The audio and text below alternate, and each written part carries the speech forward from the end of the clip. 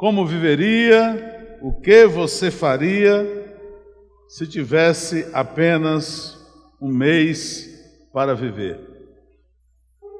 Queridos, durante todo o mês de novembro, nós temos pregado sobre esse tema. E tem sido uma série bem impactante para algumas pessoas. Algumas pessoas têm mandado e-mail para nós, mensagens no WhatsApp, falando como foram tocados pela palavra, e algumas dizendo que a palavra de Deus tem feito reverem alguns pontos da sua vida e que querem realmente viver de forma diferente. Eu quero fazer uma pergunta para você. Se você realmente, durante esse tempo, você parou para refletir realmente o que você faria se soubesse que tem apenas um mês para viver? Como você viveria esses 30 dias de vida? E nós falamos sobre amar completamente, sobre viver humildemente, sobre viver de forma simples. E esta noite nós queremos encerrar essa série com o seguinte tema: partindo corajosamente. Não há nada melhor para o homem do que a segurança que ele tem na sua vida, de que no dia que ele partir aqui da terra, ele vai estar seguro nos braços do Senhor Jesus. Amém? Ninguém pode ter maior segurança do que essa. O apóstolo Paulo diz: mas eu sei em quem tenho crido e estou bem certo que é poderoso para guardar o meu tesouro até o dia final. Até aquele dia. Paulo sabia o Deus em que ele havia crido, em que ele havia depositado a sua plena confiança. E eu falo de Paulo, queridos, aquele que outrora perseguia os cristãos, aquele que no caminho de Damasco, quando ele tem o encontro com Jesus, capítulo 9 de Atos dos Apóstolos, o texto diz que ele havia saído a perseguir os cristãos, e ele então tem o encontro que o salva, e ele tem o encontro que o faz não apenas viver corajosamente, mas estar confiante de que a sua partida seria para os braços do Senhor que o salvara. Mas, queridos, eu quero convidar você a abrir a sua Bíblia no capítulo 4 de Tiago. Eu quero ler com você o mesmo versículo que nós lemos na abertura dessa série de mensagens. Tiago, capítulo 4, versículo 14. Vocês nem sabem o que lhes acontecerá amanhã. Que é a sua vida? Vocês são como a neblina que aparece por um pouco de tempo e depois se dissipa. Acho que todos vocês já tiveram a experiência de contemplar uma neblina. Aquela chuvinha rápida, né, que às vezes nem parece chuva, mas surge-se e logo se dissipa. Quem viveu em São Paulo conhece muito bem isso, que é meio que rotineiro, aquela neblina acontecer ali e logo se dissipa. É exatamente dessa fragilidade ou dessa coisa que se acaba rápido que há uma comparação com a minha e com a sua vida, com a nossa vida. Que é a vida? Vocês são como uma neblina que aparece um pouco de tempo e logo depois se dissipa, e logo depois se vai, e logo depois vai embora. Porque, queridos, como nós dissemos na primeira mensagem, a sua vida ela é única e breve. A vida que você tem é essa, aproveite-a muito bem, viva segundo a vontade de Deus, entregue o seu coração para Jesus, viva para amar o Senhor acima de qualquer coisa e depois ao próximo como a si mesmo, porque você vai cumprir assim os 2 mandamentos nos quais Jesus disse que os 10 mandamentos se resumem. A sua vida é única e ela é breve. Nós dissemos aqui também que seu tempo na terra é limitado. Seu tempo é limitado. e para alguns mais limitado ainda. Outros, como a Bíblia diz, por sua robustez, pode viver 70 ou 80, o que passa disso é canseiro e enfado. Mas alguns partem rápido demais, partem cedo demais, portanto, o seu tempo na terra, ele é limitado.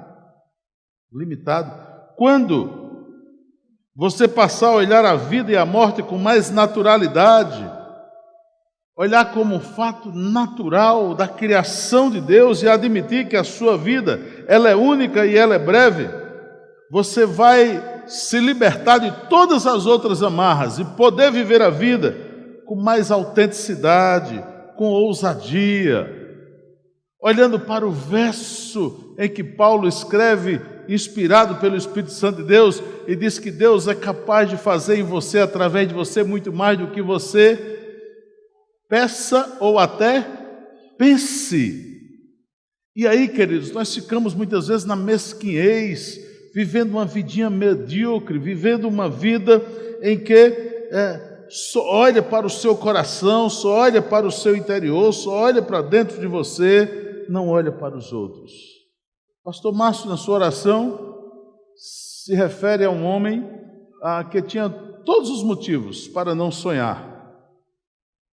Ele era, inicialmente, pobre, negro, protestante, num país onde o racismo era grande, era imenso, ainda por cima pastor batista, Martin Luther King.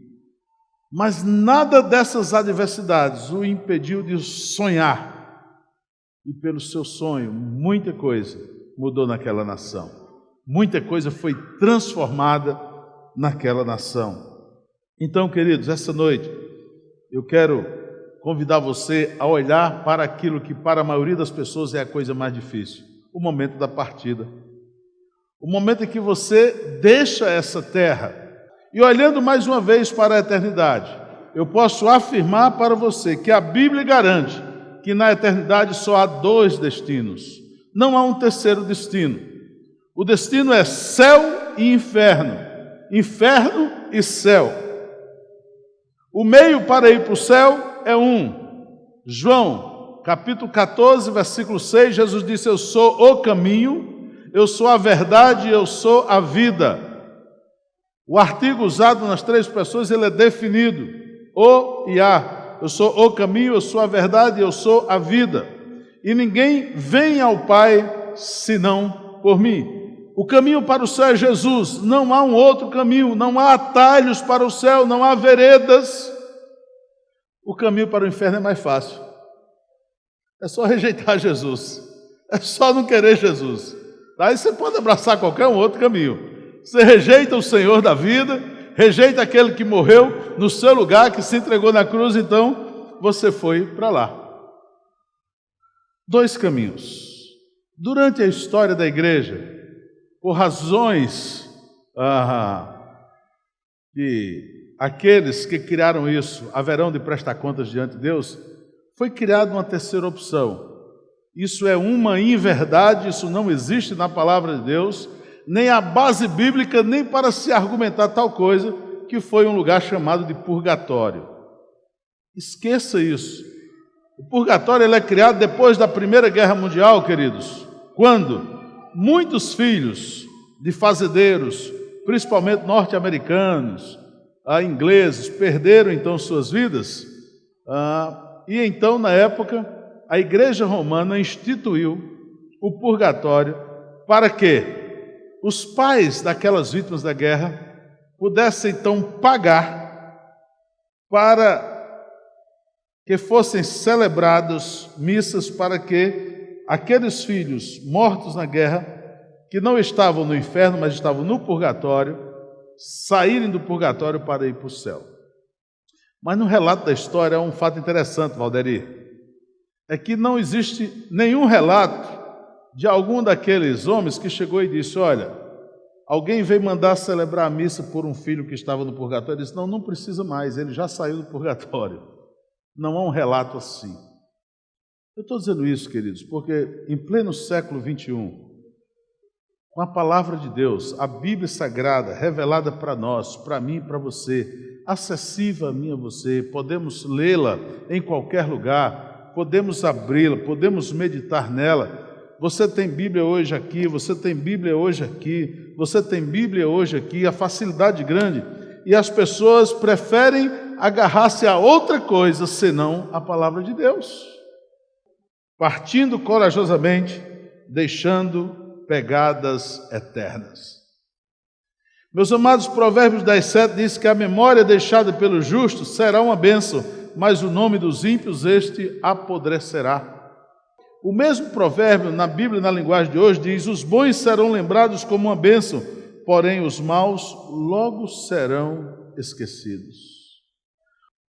Alguém já disse que o homem, para morrer, ele precisava plantar uma árvore, escrever um livro e gerar um filho. É muito pouco. É muito pouco. Eu posso acrescentar algo aqui que com certeza tem muito mais substância, é muito mais especial. Você pode plantar árvore, sim, você faz bem para o ecossistema. Você escreve um livro, esse livro pode realmente influenciar pessoas, impactar pessoas.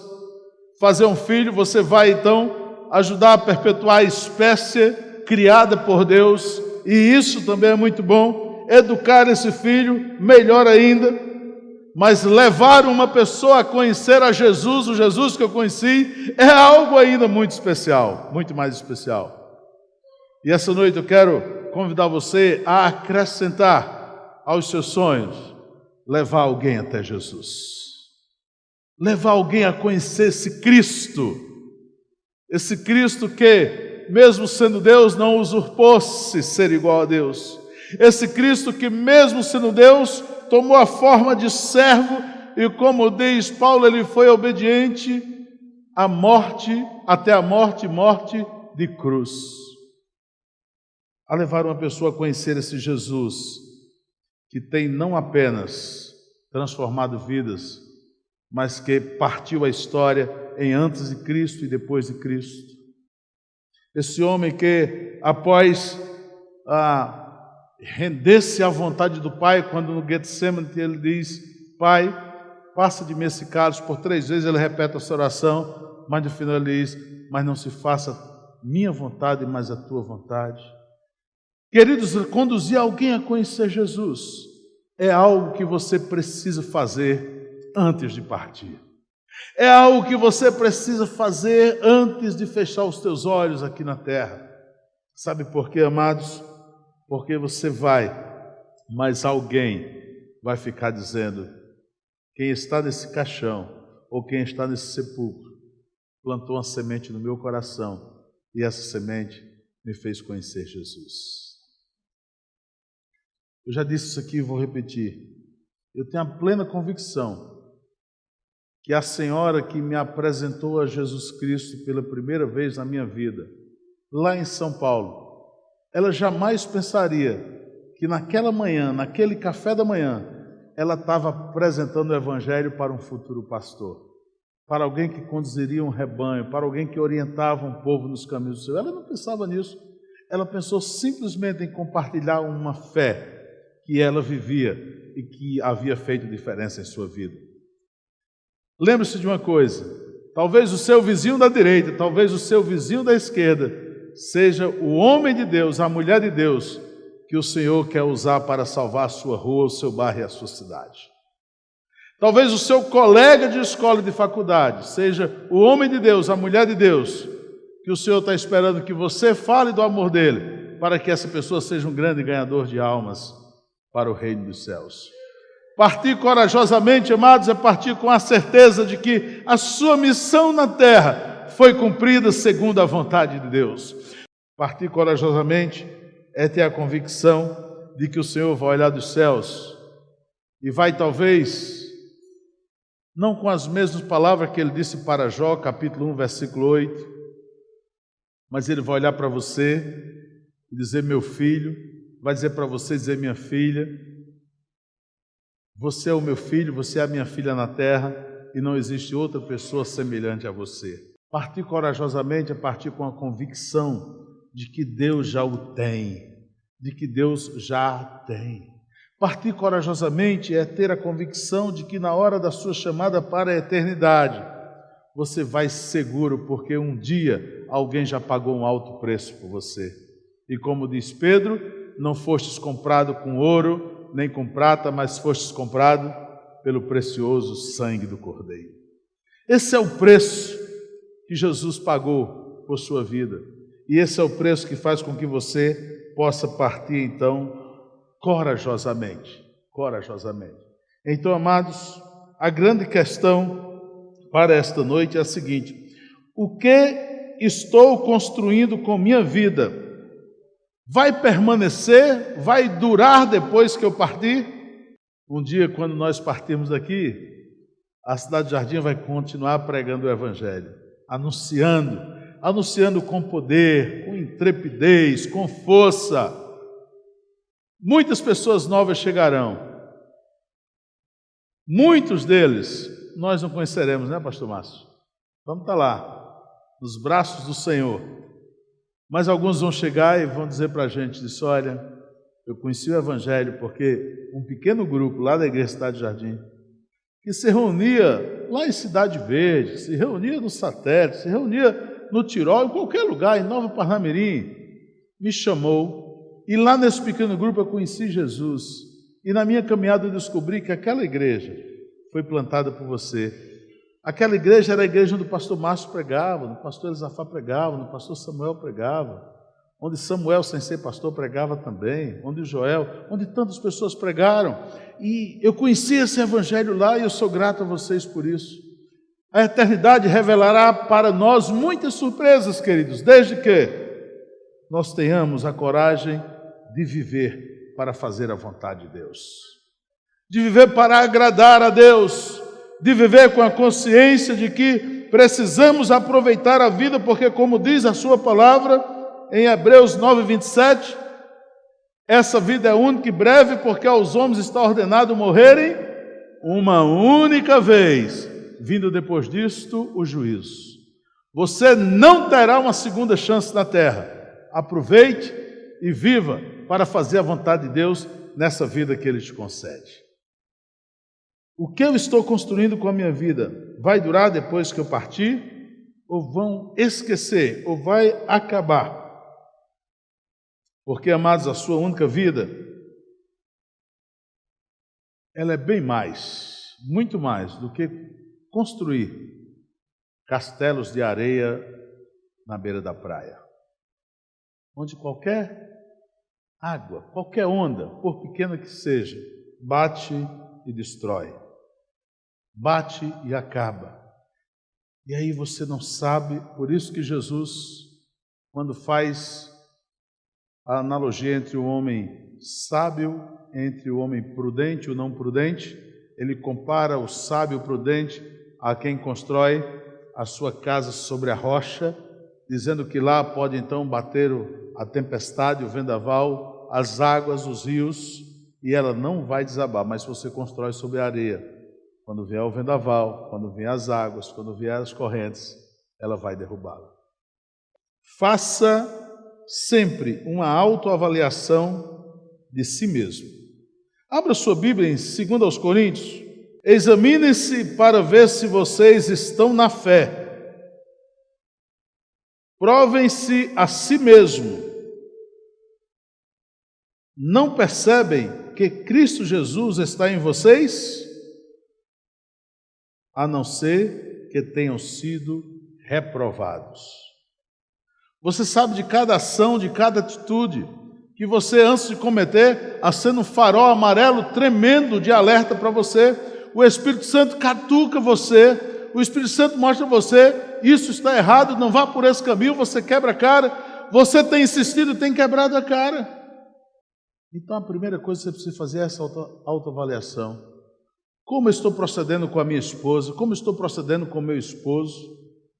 Como eu estou procedendo com os meus filhos? O meu filho tem saído do ministério infantil com o coração ardendo, ele estudou a palavra, ele leu a palavra, ele aprendeu sobre Bíblia, ele cantou, vai para casa na expectativa de que o pai ou a mãe o acompanhe ele durante a semana na leitura bíblica, ele não vê o pai abrir a Bíblia uma vez na semana, não vê ler a Bíblia uma vez, nada. E aí depois você chega no futuro querendo que seu filho seja um cristão, seja um crente em Jesus, um homem amando a Deus. Como você não viu exemplo dos seus pais dentro de casa? Romanos capítulo 12, versículo 3. Esse texto dos versículos 1 e 2, Paulo vem falando do culto racional, o culto interior, da alma, a dedicação, a fidelidade, a verdade para com Deus. E no versículo 3 ele diz: por isso, pela graça que me foi dada, digo a todos vocês, ninguém tenha de si mesmo um conceito mais elevado do que deve ter, mas ao contrário, tenha um conceito equilibrado, de acordo com a medida da fé que Deus lhe concedeu. Queridos, eu disse no começo que não havia atalho para a eternidade. Eu vou aprontar na vida, fazer o que quiser, e quando eu sentir que está pertinho, então eu vou correr e vou chegar lá, pode não dar tempo. Algumas pessoas vivem, queridos, aqui na terra, usando uma expressão bem comum, como se ele ou se ela seja o suprassumo daquilo. Não, as coisas vêm até aqui. John Maxwell chama isso de liderança da lei da tampa, né? O cara se sente a própria tampa, ninguém passa daqui, tudo aqui embaixo. E aí, se você olhar para os sermões que pregamos anteriores sobre amando plenamente, vivendo humildemente, você vai ver que há um Deus para quem você deve olhar, você deve recorrer, e você saber que a sua vida aqui na terra precisa dele para que você caminhe bem. Precisa dele para que você vá com sabedoria, com sucesso. Então procure agir com bom senso. A Bíblia diz que você não deve deixar que o sol se ponha sobre a vossa ira. Tá? Então, se você tem se irado, tem duas opções. Ou você viver uma vida de oração, pedindo que Deus liberte isso de você, que Deus livre. Então, a segunda opção é você vir aqui no Celebrando a Restauração e participar do grupo da ira, que isso vai ajudar você nessa caminhada. É interessante como a Bíblia mostra o outro como a prova do seu amor para com Deus. É impressionante como a palavra de Deus vai sempre mostrar para você que para que você demonstre o seu amor para com Deus, você precisa amar o outro. Onde está isso? Primeiro, nos 2 mandamentos em que Jesus resume os 10. Diz que o primeiro é amar a Deus sobre todas as coisas. Ele diz que o segundo mandamento não é melhor, também não é menor. Mas ele diz que o segundo mandamento é o quê? Semelhante ao primeiro. Amar ao teu próximo como a ti mesmo. É, portanto, querido, o outro, a maior expressão da sua adoração a Deus. Você olha 1 Coríntios 13, o capítulo que fala sobre o amor. Ainda que eu falasse a língua dos homens e dos anjos, se não tivesse amor, nada disso valia. Ainda que eu desse o meu próprio corpo para ser queimado, se eu não tivesse amor, nada disso valia. 1 Coríntios tem sentido quando? Quando? Sabe quando, querido? Quando eu vivo isso em relação ao outro. Porque lá no final, ele vai dizer que as 3 principais coisas é a fé, a esperança e o amor. E ele finaliza, mas o maior destes é o quê? Por quê, queridos? Porque a fé e a esperança, elas têm fim. Que fim é esse? A minha fé é em quem? Em Jesus. Quando ele voltar a segunda vez, eu preciso mais da fé? Não. A minha esperança é em quem? Na volta dele, para viver na eternidade. Quando ele voltar e me levar para o céu, eu preciso mais de esperança? Não. Mas o amor perdurará por toda a eternidade. Por isso que o maior deles é o amor. E aí, queridos, quando eu olho para 1 Coríntios 13, todo tratado sobre o amor, tudo que é dito nas páginas das Escrituras Sagradas, eu posso olhar para ele e dizer, isso só tem sentido se eu viver em relação ao outro. Em relação ao outro. Olha para mim agora, que eu vou dizer um negócio para você. Como é que vocês medem o amor que Targino sente por Deus? Como é que você mede o amor que a Rícia sente por Deus? Como é que você mede o amor que Segundo sente por Deus? Vendo eu pregar? vendo o segundo tocar, vendo a Rízia cantar aqui. É assim que você mede o amor de alguém por Deus? Querido, o amor a Deus, ele é demonstrado a partir do momento que eu amo o meu semelhante, que eu amo o próximo. E às vezes esse próximo nem está tão próximo. Às vezes esse próximo é o próximo da parábola do bom samaritano, que é um inimigo que chega para cuidar do outro.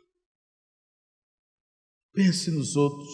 Filipenses 2,4, Paulo vai dizer: cada um cuide não somente dos seus interesses, mas também dos interesses dos outros. Reflita nisso. Quarto, decida quais são os seus valores. Aqui o bicho pega. Aqui o negócio pega. Quais são os seus valores? Seus valores são baseados no ter ou seus valores são baseados no ser? Jesus disse que onde estiver o vosso tesouro, aí estará o quê? Seu coração.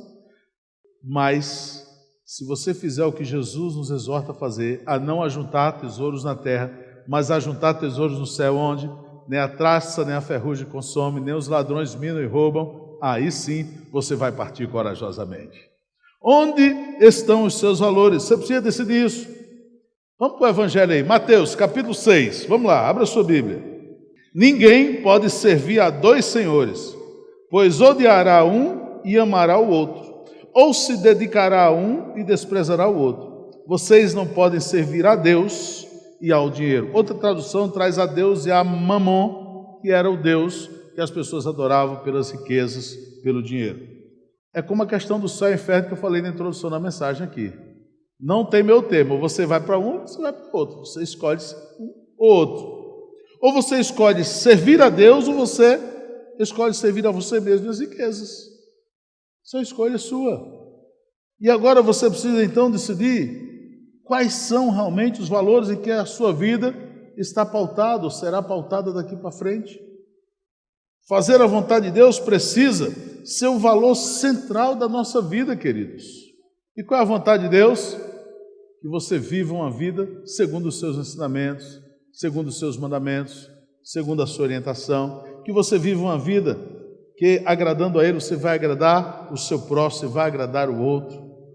Porque o seu valor aí ele está baseado no ser e não no ter. O Salmo 37, versículos 3 a 5, e no meio desse texto está o meu versículo, e o versículo da Nilza preferido, que é o Salmo 37, 4. Abra a sua Bíblia aí, querido. Salmo 37, versículos 3 a 5. Confie no Senhor e faça o bem. Assim você habitará na terra e desfrutará segurança. Deleite-se no Senhor e Ele atenderá aos desejos do seu coração. Entregue o seu caminho ao Senhor, confie nele e Ele agirá. Simples, simples, simples como o alfabeto do Senhor, obedecer. Queridos, o cristão que vive esse alfabeto, ele vive feliz aqui na terra e vai partir corajosamente, porque ele é alguém que viveu para obedecer o Senhor, ele é alguém que viveu para obedecer a Deus, para fazer a vontade do Pai eterno. E isso é um valor central na sua vida, porque esse valor, ele não é baseado no ter, mas ele é baseado no ser. Então, viva para fazer a vontade de Deus, decidindo quais são os seus valores aqui na terra.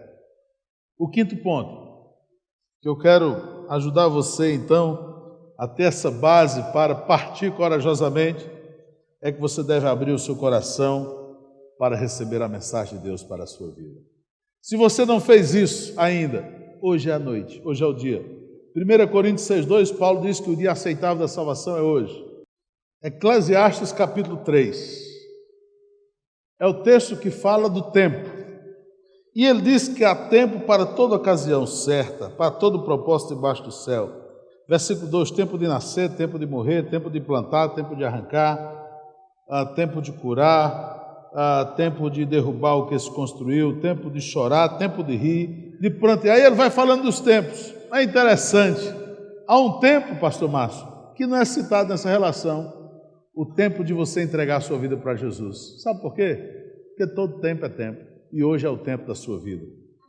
E hoje é o tempo que Deus reservou para você. Hoje é o tempo que Deus destinou para que você assuma esse compromisso tão gostoso de viver, que é seguir a Jesus, servir a Jesus.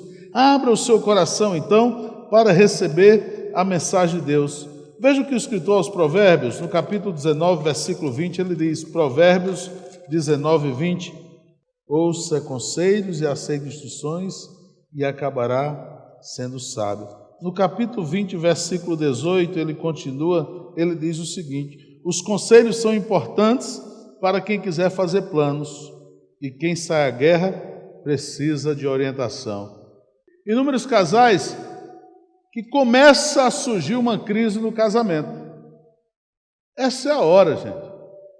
Você sentiu que o negócio está bem? Essa é a hora de você procurar um dos pastores, procurar o líder do seu pequeno grupo e dizer, o negócio não está bem, aconteceu isso, eu estou vivendo isso, estou passando por isso. Sabe o que é que a pessoa faz? Se cala, né, pastor Márcio? Se cala. Quando marca para sentar com a gente, praticamente não tem mais jeito. Já está rachado porque fez tanta bobagem. Tomaram tantas decisões erradas que praticamente não tem mais conserto, ou então vai ser mais custoso consertar. Enquanto a Bíblia nos orienta a buscar conselhos, a aceitar as instruções, porque se fizer isso acabará sendo sábio. Eu quero dizer para vocês que nós estamos aqui também para isso, não é só para isso. Nós estamos aqui para ensinar a palavra, para orientar no caminho, mas na hora do aperto nós estamos aqui para acolher vocês, para estar de braços abertos. O que a gente pede é que não deixe o negócio esculhambar, né, pastor Márcio? Mas que busque esses conceitos antes, tá? E que a gente possa orientar você nessa caminhada. É o que a Bíblia diz. Estas palavras podem mudar a sua vida para sempre, queridos. Para sempre. Pode mudar a sua vida por toda a eternidade. Então, não despreze, preste atenção, não despreze esse tempo. Não despreze esse momento, não despreze essa palavra que está à sua disposição. Você poderá dizer, é simples assim, pastor? É simples assim a palavra, mas é difícil a caminhada. É simples a palavra, mas é árdua a caminhada. O evangelho da facilidade só existe na cabeça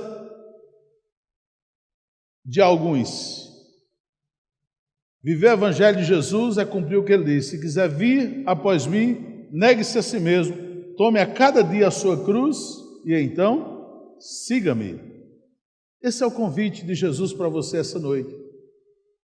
Mas uma coisa eu garanto a você, se você aceitar esse convite do Mestre, você, quando partir daqui, vai partir corajosamente.